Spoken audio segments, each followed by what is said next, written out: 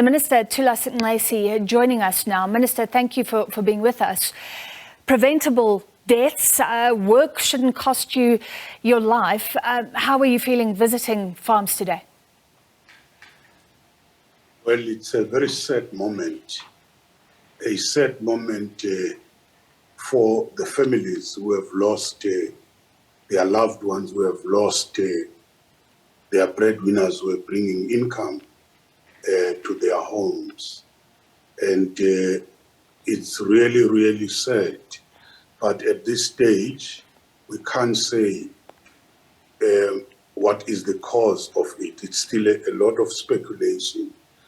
I'm here in the Northern Cape today to express the condolences to the families of those 7. And we learned today in the morning that there was an 8th worker who died also in Kakamas, allegedly, and we want to emphasize, it's allegedly linked to the current heat wave.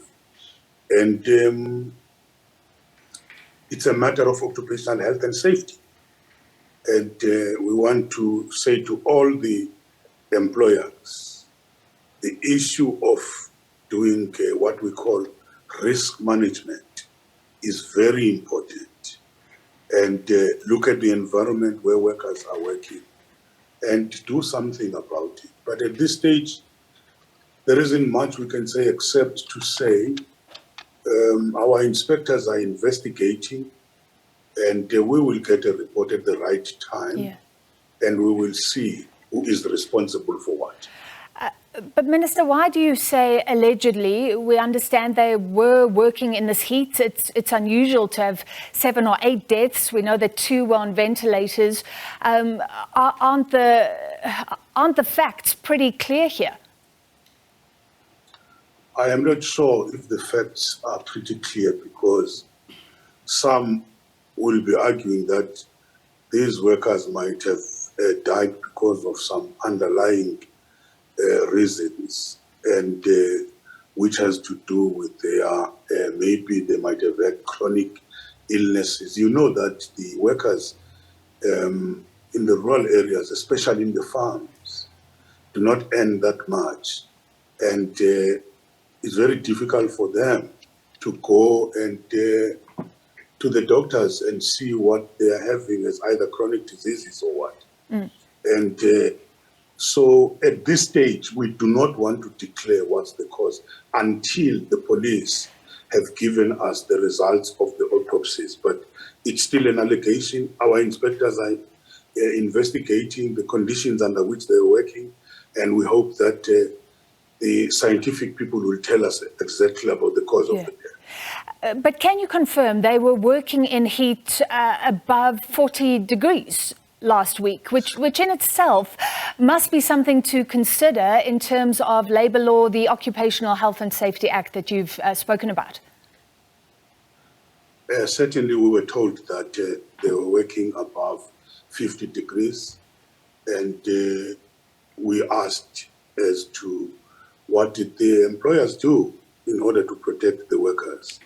They were not able to give us answers. I guess they didn't want to incriminate themselves, but our investigations will be able to tell exactly what was happening and these conditions we're talking about. And our inspectors have even made recommendations to say they would need to amend their working hours, where they can start early in the morning up to 11 and give them a break maybe up to about 4 o'clock in the evening. So, but these are recommendations which we give to all the employers whenever they are faced with this particular heat wave, because this is a heat wave which is all over the country.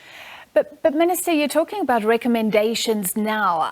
Can't something more urgently be done or impressed upon farmers? I'm just looking at the temperature in Kakamas now on my phone. It says 38 degrees. So surely workers are in danger today. They're in danger on Thursday when it's going to go up to 40 degrees again. So you're saying nothing has changed, but a recommendation is on the cards? No, you must understand that the Occupational Health and Safety Act says the employer is expected to conduct a risk assessment of the workplace. And when he has identified a risk, they must immediately introduce mitigating measures. And we are saying now the employers are supposed to do that. If they do not do that, it means they are violating the laws. But what we cannot do, we're not going to say to them, do 1, 2, 3. We've given them a number of options, including the option which we are talking about. So they must themselves do a risk assessment. Yeah. Our inspectors will come back, and if it happens that they've not done that to mitigate this, we have a right to give a prohibition notice so that they cannot operate until they've been able to correct those issues. But I must emphasize, the bigger investigation is still coming. All right, Minister, have you heard from any of the farmers themselves, or have your staff spoken to the farmers, the owners? Did they not appreciate the danger of the situation last week or currently? I mean, you're saying we don't know what's happening right now. Nobody's been given a prohibition order. Or is there a sense that they didn't care? Do you know the attitude of the owners of the farms? Since this incident, our inspectors were on the spot, and they've been interacting with the workers, interacting with the farmers. And even today, we've been interacting with the farm management.